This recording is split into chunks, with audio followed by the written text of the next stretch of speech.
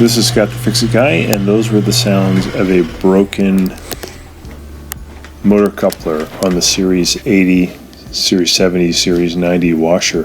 So we're going to unplug the washing machine and we're going to repair it by first removing the two trim plates here on the right and left hand side.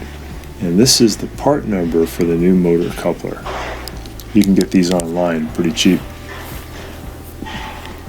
And these motor couplers fail when the machine is overloaded. So we're going to pull off the right trim plate and the left trim plate, and we're going to use a Phillips head screwdriver to remove two Phillips head screws that hold on the top control console.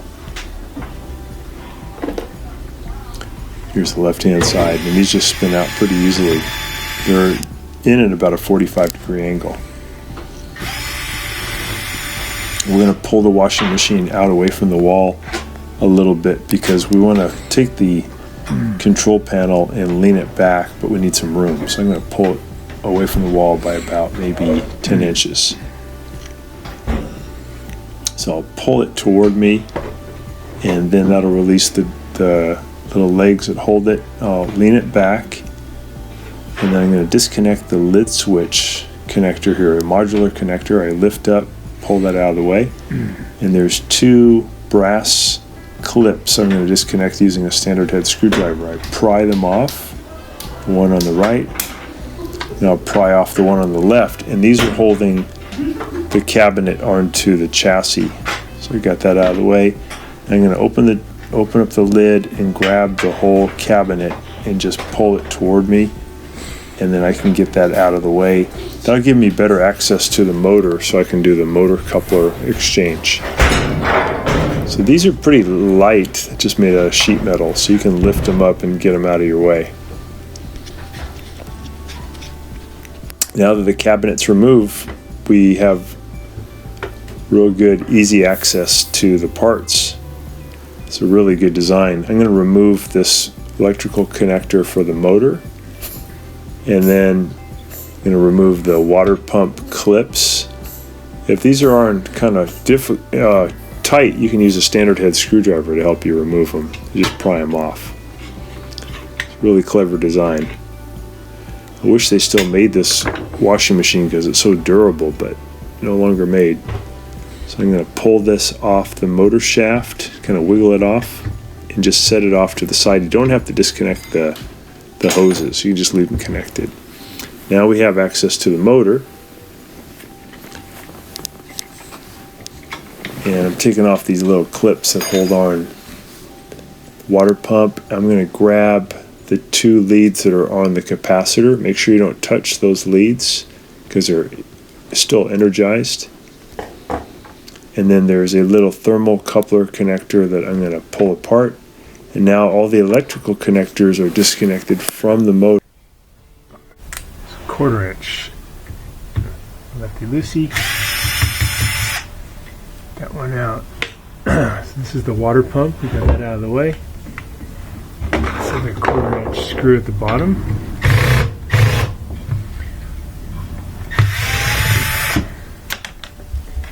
Here we go. And we remove the modular connector for the motor. Now we're going to use a standard head screwdriver. We're going to remove this bracket and this bracket, and then the motor can come out. Here's the bottom one. You're going to want to kind of support it when you remove the top one. There we go, that's the top one. And then you can grab the motor, kind of wiggle it towards you. There we go. And the reason that it wasn't spinning is this thing, which is called the motor coupler, was cracked right there. So the motor shaft, this thing was spinning really fast. I'm sorry, the motor shaft here was trying to spin the transmission shaft, but it wasn't moving it because this had cracked. It was just spinning. So this usually occurs due to overloading the washing machine with either too many items or real heavy items, and this thing will break rather than destroying the motor. So we're just going to put a new one in. The new ones are actually built a little bit better. They're a little bit more robust. So you may need to use a standard head screwdriver to pry off either the one that's connected to the motor shaft or to the transmission shaft. So just kind of wiggle underneath, get that one out. If it's stuck on the transmission shaft,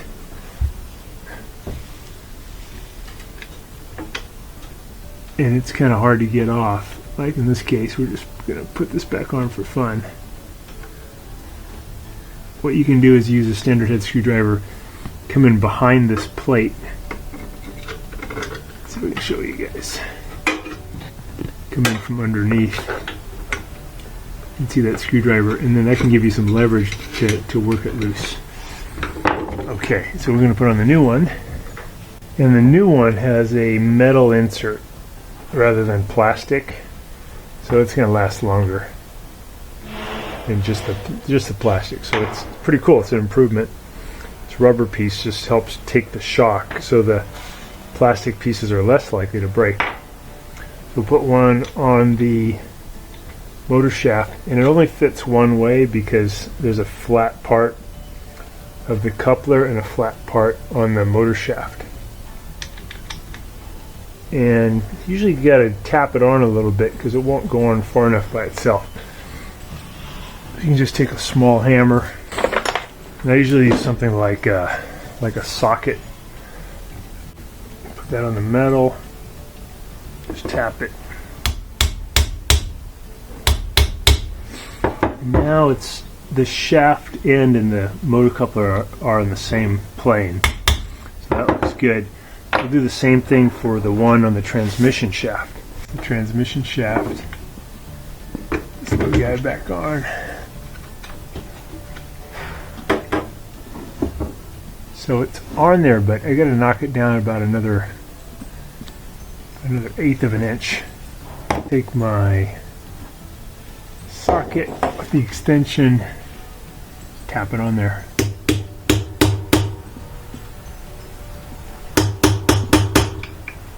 A little bit further. There we go. I'm going to put on the motor I'm going to put on the rubber coupler. Put that, and you get this 3-prong thing. I'll get this at the 12 o'clock position, the center at the 12 o'clock position. Put on that rubber piece. All right. And then on the motor, so instead of having this at 12 o'clock, I'm going to put that pin down at 6 o'clock. There's the top of the motor. And these two will fit in right there, and that one will fit in down there. So this part, just take your time.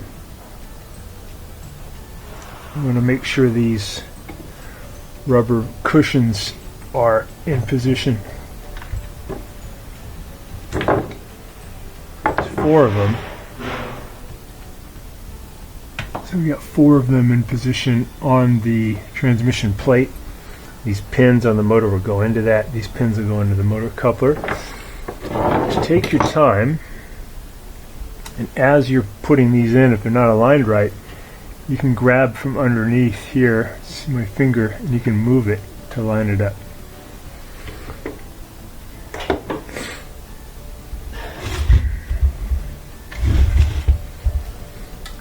Alright. So we're going to put this bracket in. Goes in and then turns. And we get the motor in position. Motor's kind of heavy. Bottom one's already ready. Top one's here. Just have to line up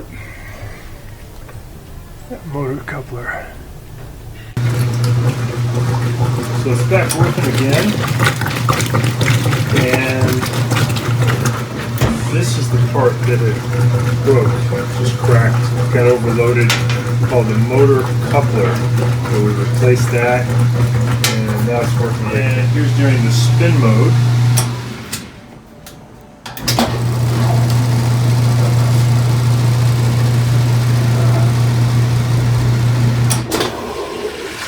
Yep.